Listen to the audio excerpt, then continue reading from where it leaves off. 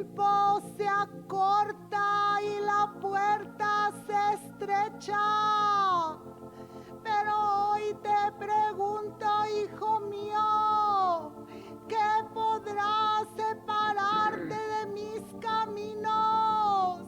Tribulación, angustia, problemas. He aquí en esta noche, hijo mío, yo te digo, no quiero que te apartes de mí. No veas las dificultades ni los problemas. Pon tus ojos delante de mí y mírame a mí. Aquieta tu espíritu porque yo quiero hablarte. Yo quiero que en este nuevo año tú seas guiado por mi voz, dice el Señor. Yo creo que a todos nosotros nos ha sucedido en el ambiente en el que nos movemos, ya sea con familiares, con vecinos, con compañeros de trabajo. Ha sucedido que estamos hablando y de pronto surge algún tema que nosotros les tenemos que decir: ah, sí, pero fíjate que yo no hago eso. Ah, perdona, pero es que yo no pienso así. Tal vez algunos que tengan reuniones o posadas a las que estén obligados a asistir, que si no es obligatorio no asistan, y si tienen que asistir pues quédense afuera en la calle, ¿verdad? Pero, ay, ¿tú por qué no haces tal cosa? Entonces venimos nosotros y les explicamos: no, es que fíjate que la Biblia dice tal y tal cosa. Ay, ¿cómo va a ser eso? Pero, ¿por qué tienen ustedes esa mentalidad victoriana? Que solo piensan en pudor y modestia. No, ya estamos viviendo en el siglo, ¿qué? 21. Y nos quieren hacer creer como que nosotros somos de mentalidad retrógrada, hasta tontos. No solo así cortos de mente, sino que somos tontos, porque ¿por qué nos dejamos convencer de cosas así? Quiero, si pueden abrir sus Biblias, por favor, en Zacarías capítulo 12,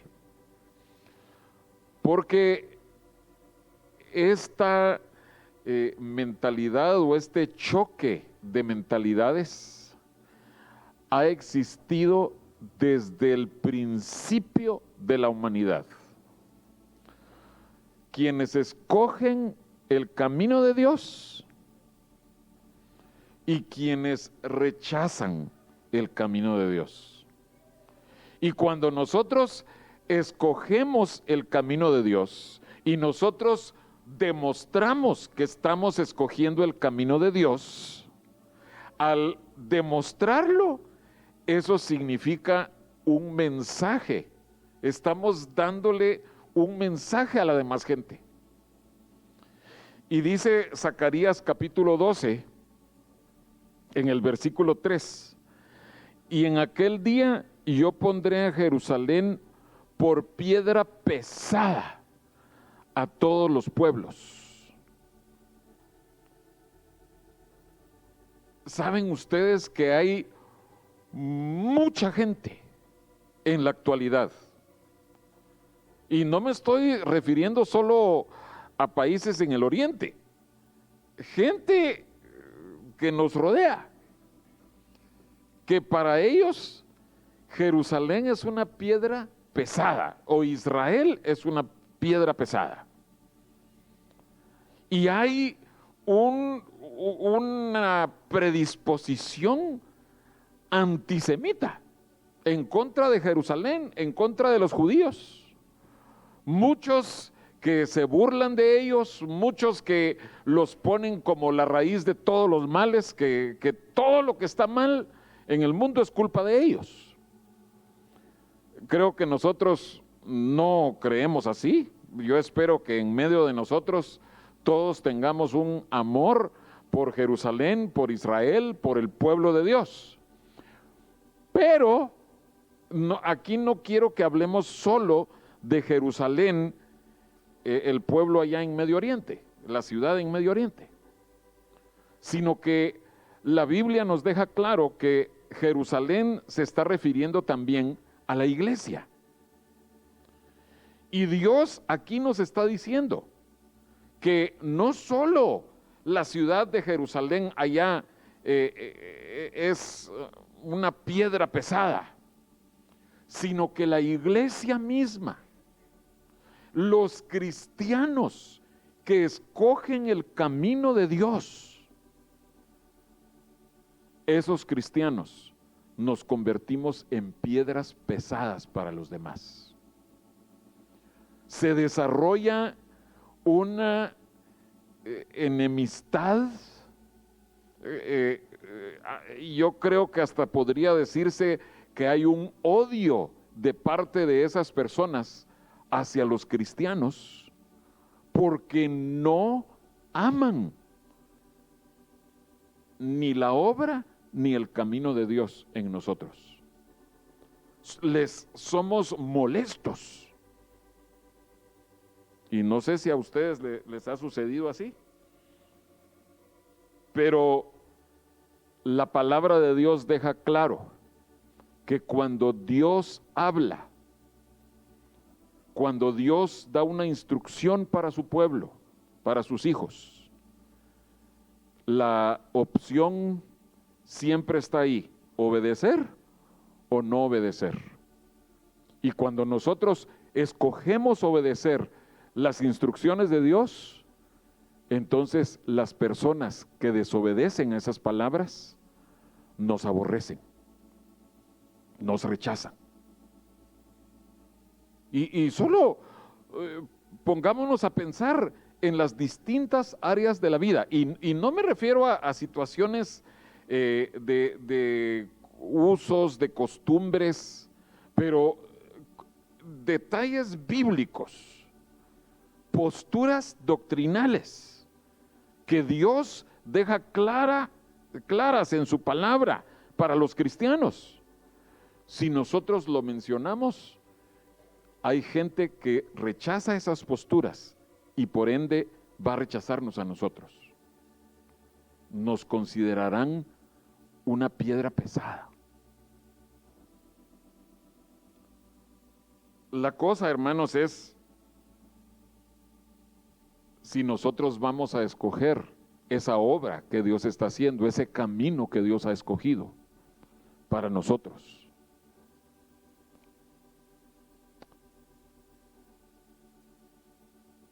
Ustedes se preguntarán, ¿y por qué la hermana Mirna y el hermano Juan Andrés escogieron cantar ese himno? Yo quisiera hablarte del amor de Cristo, que aquellos de nosotros que somos cristianos de hace muchos años, escuchamos ese himno desde que éramos niños. ¿Cuántos de ustedes ya lo habían oído? Bueno,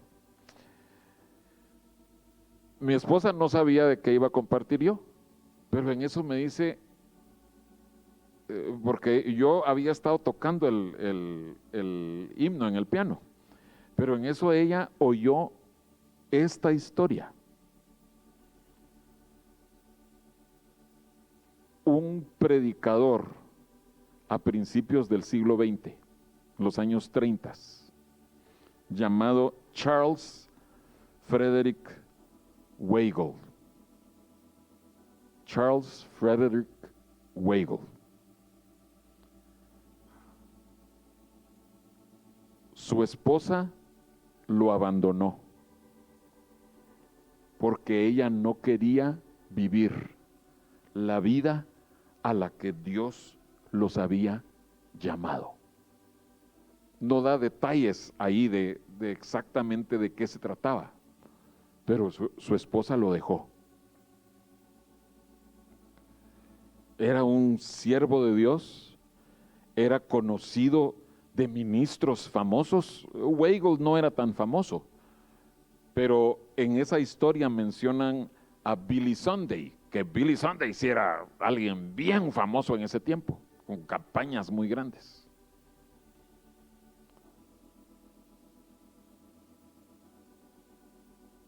Y este hombre, habiendo sido abandonado por su esposa, porque él escogía el camino de santidad o el camino de la cruz, y ella no quería eso. Para ella esa era una piedra pesada. Y ella no solo abandonó a su esposo, sino abandonó al Señor. Y este hombre, en esa condición, recién abandonado por su esposa, 2 semanas después, él fue a predicar a un pueblecito. A ese pueblecito nadie quería ir a predicar porque decían que era un lugar muy duro, que no iba a haber nada de fruto ahí. Y él estuvo predicando 2 semanas. El último día, era un domingo, predicó el domingo en la mañana.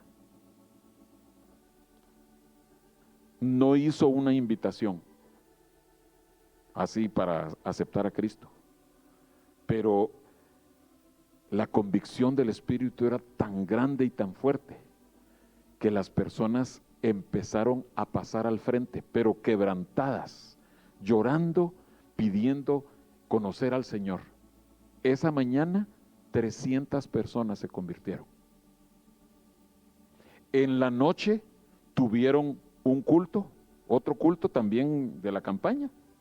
No sé si ahí sí hizo una invitación, pero 200 personas más recibieron a Cristo esa noche.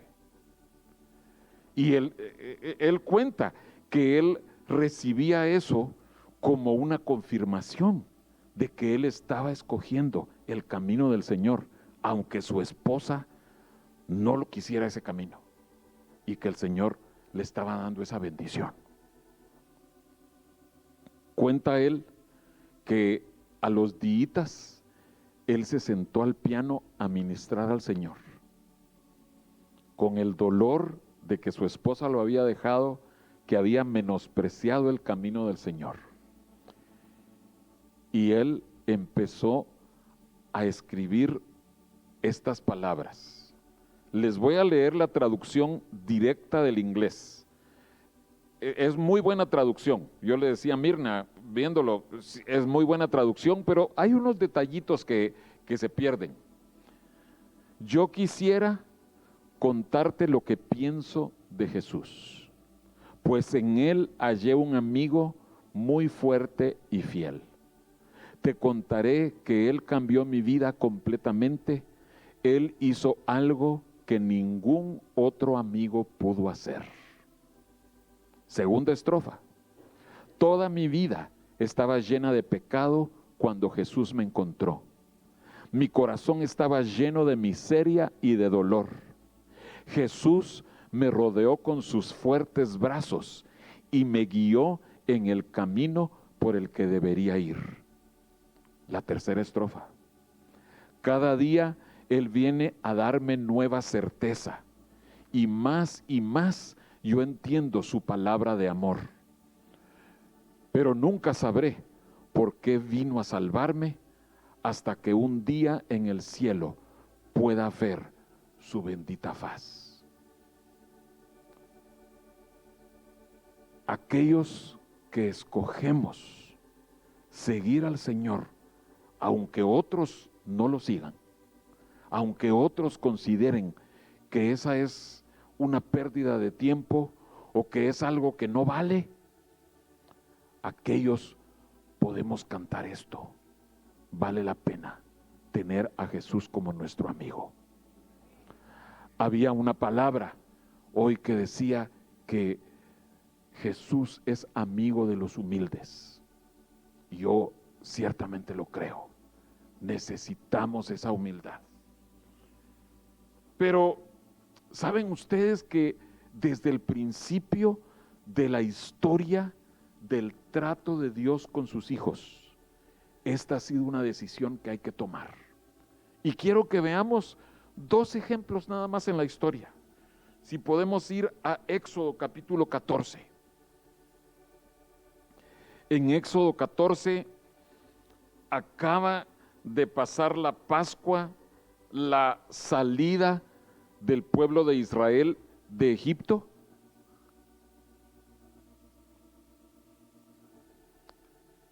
Y ahí Moisés estaba, por decirlo así, estrenándose como líder, como el encargado de las tomas de decisiones.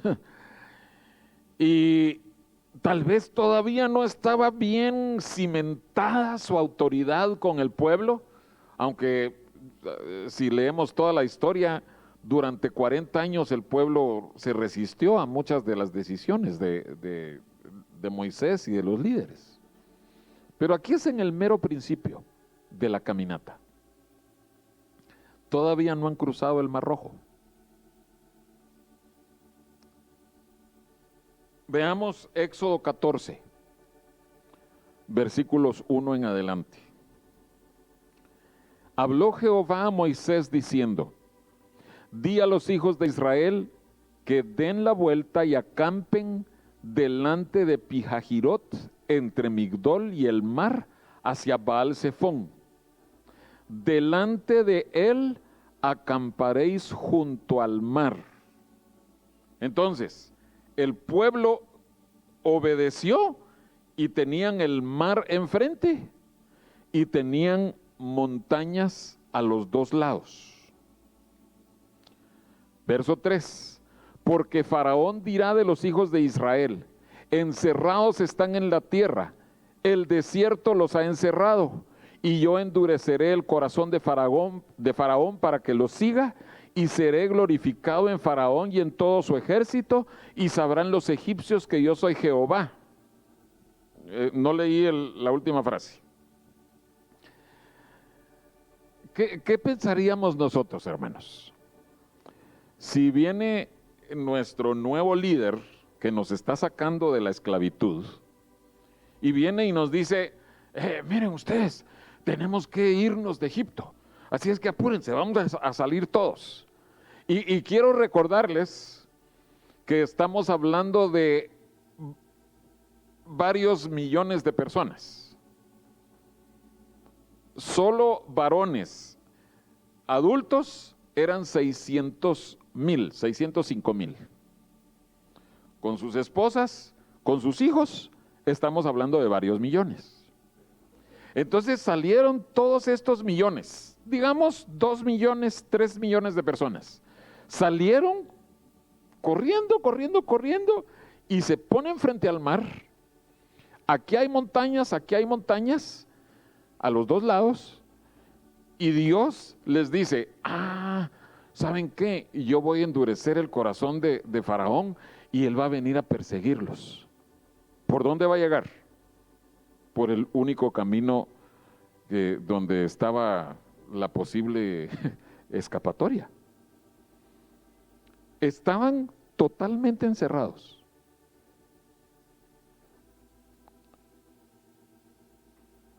Tuvieron un poquitito de tiempo para cuestionar la voz y la instrucción de Moisés. Allí ellos todavía tenían unos pocos minutos, tal vez horas, tal vez un par de días en lo que Faraón llegaba, y ellos pudieron haber empezado una retirada para regresarse a Egipto. Pero hermanos, la Biblia dice que, lo que no leí, y ellos lo hicieron así. La Biblia dice que el pueblo obedeció. Era una palabra dura, hermanos. Las danzas, los bailes y todo eso vinieron hasta después de cruzar el Mar Rojo. Aquí ellos todavía no han experimentado la liberación de haber cruzado el mar, ni saben qué va a pasar, no se imaginan qué va a suceder con Faraón, pero ellos lo hicieron así, ahí se quedaron. En inglés hay una frasecita, no sé si ustedes pudieran darme una traducción en mexicano, pero sitting ducks, o sea, son patos que están inmóviles para que los cazadores los puedan cazar fácilmente. Así, ya están en la mira de Faraón y están encerrados ahí, no tienen escapatoria. ¿Qué haces tú, hermano, cuando Dios a su pueblo le da instrucciones que son sumamente difíciles, controversiales, y tú sabes que te puedes meter en problemas? ¿Qué haces tú? En esta instancia, todo el pueblo de Israel, dice aquí, ellos lo hicieron así. Me llama la atención en este versículo, en este capítulo,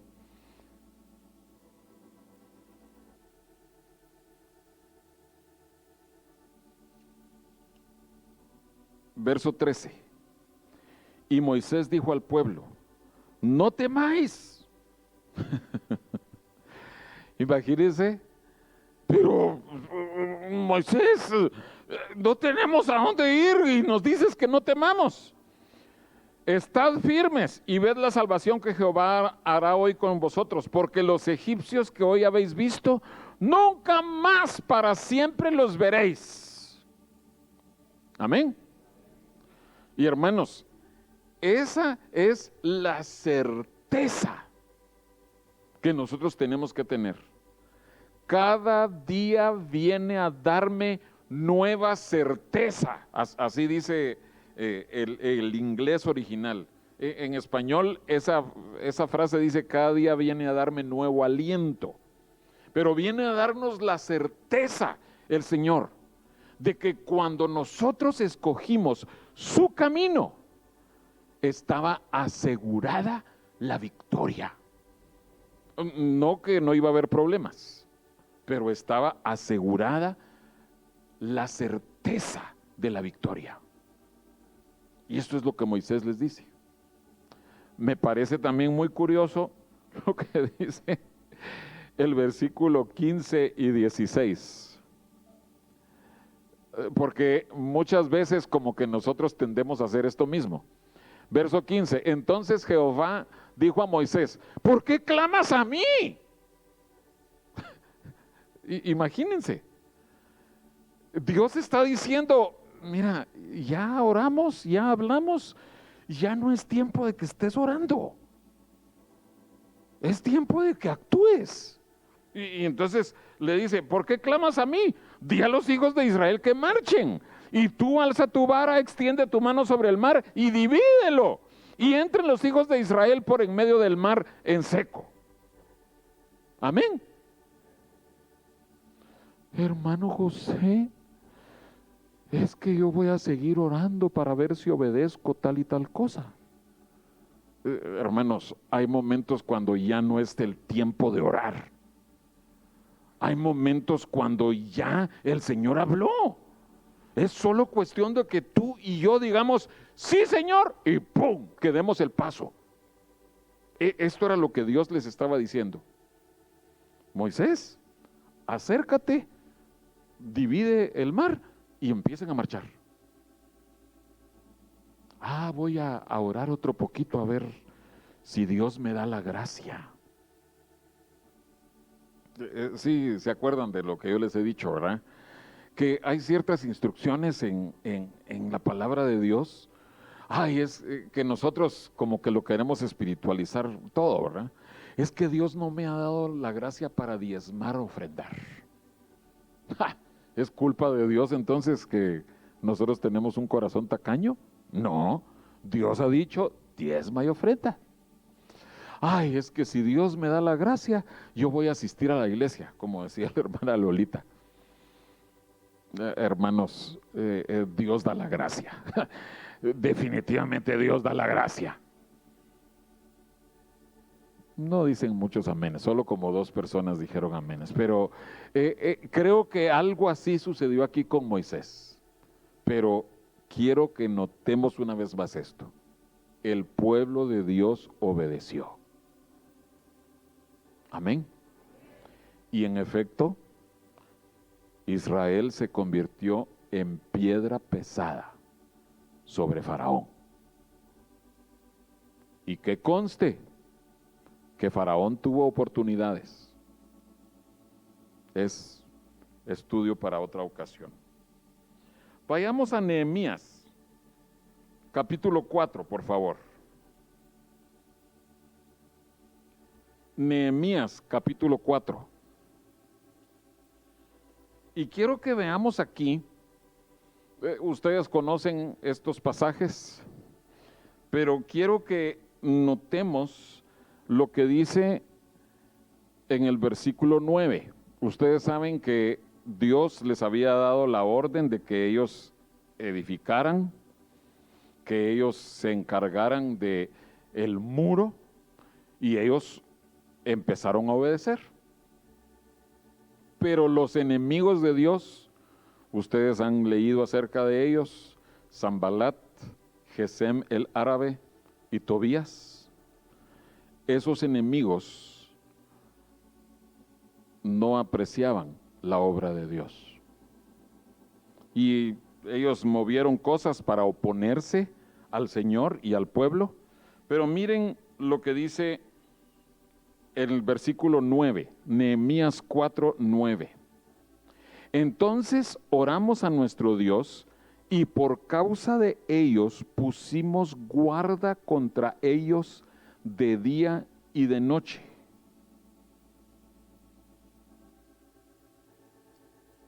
No detuvieron la obra. Sabían que había oposición de parte de los enemigos de Dios, pero con la gracia de Dios ellos siguieron adelante, obedeciendo a lo que Dios les estaba instruyendo. Y miren de qué manera obedecieron. Verso 13. Entonces, por las partes bajas del lugar detrás del muro y en los sitios abiertos, puse al pueblo por familias, con sus espadas, con sus lanzas y con sus arcos. 16 y 17. Bueno, y 18. Desde aquel día la mitad de mis siervos trabajaba en la obra, y la otra mitad tenía lanzas, escudos, arcos y corazas. Y detrás de ellos estaban los jefes de toda la casa de Judá, los que edificaban en el muro, los que acarreaban y los que cargaban. Con una mano trabajaban en la obra y en la otra tenían la espada. Porque los que edificaban, cada uno tenía su espada ceñida a sus lomos, y así edificaban. Y el que tocaba la trompeta estaba junto a mí. 21. Nosotros pues trabajábamos en la obra, y la mitad de ellos tenían lanzas desde la subida del alba hasta que salían las estrellas.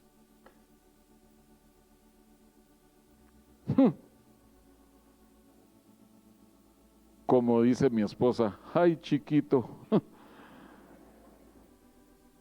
Eso es obediencia, hermanos. Fíjense, la instrucción de Dios se había convertido en piedra pesada para los enemigos de Dios. Estaban enfurecidos, estaban que les tronaban los dientes, y empezaron con intrigas a esparcir rumores. Ustedes lo han leído. No se atrevían a luchar abiertamente, entonces trataron de hacer cosas bajo de agua. Citaban a Nehemías porque es que tenemos que hablar. Y Nehemías y el pueblo no se detuvieron en su trabajo, en su obediencia al Señor. Había peligros.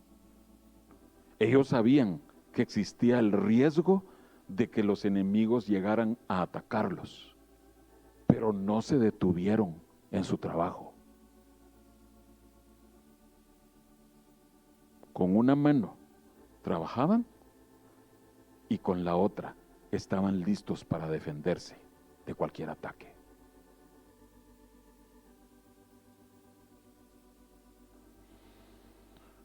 Hermanos amados, así nos está llamando Dios a obedecerle.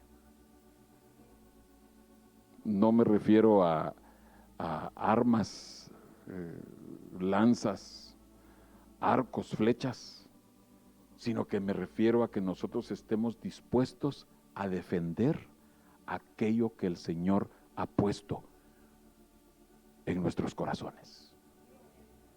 Lo que tú sabes que Dios te ha instruido, tú tienes que estar en capacidad de defenderlo y de poder decir, poner en su lugar a cualquiera que quiera burlarse del camino del Señor. Cualquiera que llegue a quererte decir, ay, es que ustedes los evangelistas pues mire, la Biblia dice tal cosa. Nada de que, es que en mi iglesia me dijeron, no. Tú tienes que saber por qué vives como vives. Amén. Y yo no puedo estar diciendo, ay, es que en Ministerio Cebrón pues nos prohíben. No, yo tengo que vivir con convicción. Tú tienes que vivir con convicción. Y Nehemías nos está mostrando, no vas a detener tu trabajo, tu labor. Tú tienes que seguir trabajando y si es necesario, tienes que saber defenderte. Amén.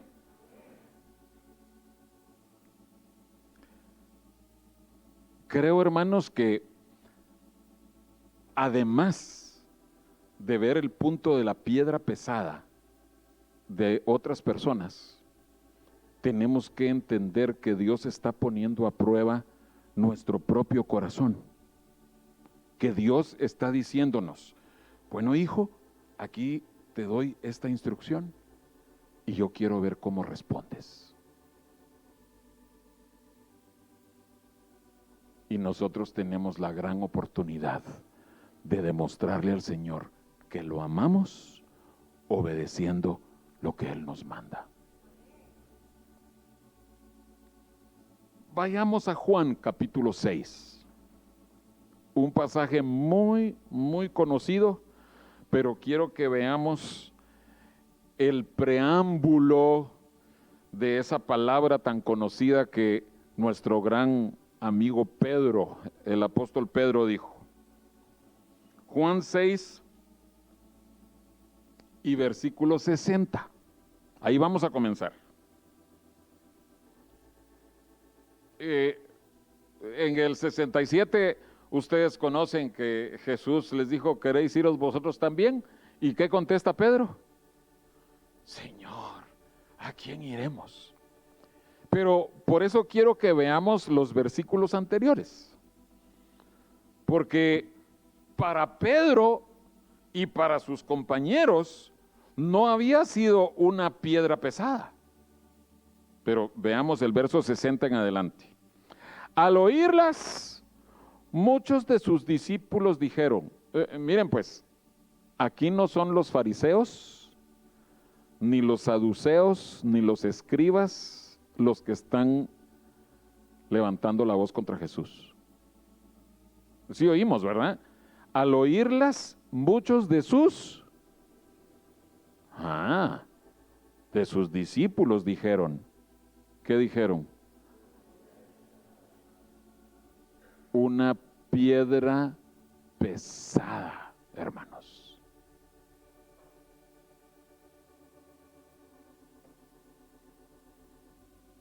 por eso es muy importante que tú sepas por qué crees lo que crees, por qué vives como vives.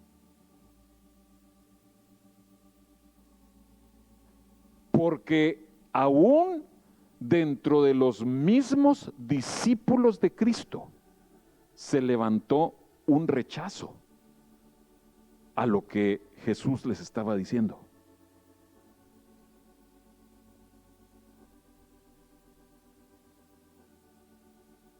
Y por eso es tan delicado con quién nosotros nos relacionamos.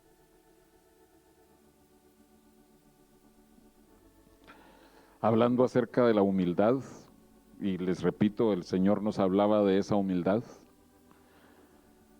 Pablo nos dice, asociándoos con los humildes.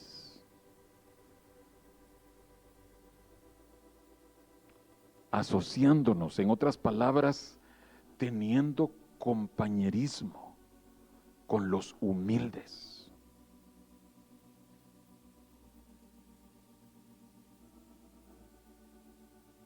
Esos discípulos que abandonaron el camino, ellos dijeron, dura es esta palabra.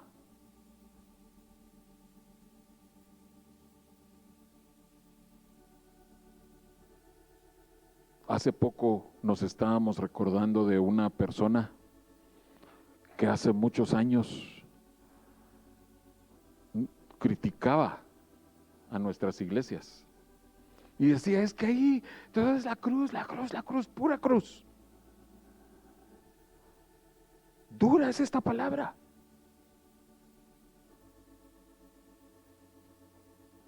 Miren lo que dice. Sigamos leyendo en el verso 61. Sabiendo Jesús en sí mismo que sus discípulos murmuraban de esto, les dijo, ¿esto os ofende?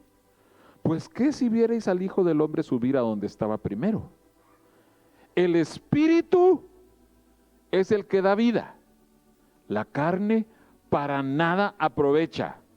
Las palabras que yo os he hablado son espíritu y son vida. Amén. Bueno, qué bueno que dijeron el amén con tanto entusiasmo. Miren cómo empieza el versículo 64. ¿Qué dice? Pero hay algunos de vosotros que no creen. Hermanos, el problema no son las palabras de Cristo. Las palabras de Cristo son espíritu y son vida. El problema es en nuestro corazón. Dura es esta palabra. Y escojo no creerla. Escojo no recibirla. ¿Y qué vas a hacer? Abandonar el camino del Señor. Si tú empiezas a cuestionar al Señor, llegará el momento en donde tú vas a dejar al Señor.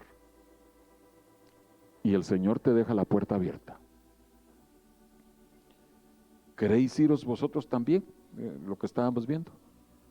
Y entonces ahí tenemos nosotros la oportunidad, todos nosotros, de decirle al Señor, Señor, ¿a quién iremos? Es cierto que lo único que escuchamos es el mensaje de la cruz, pero ese mensaje de la cruz nos ha dado vida. ¿Se acuerdan ustedes de ese pasaje en 1 Corintios 1?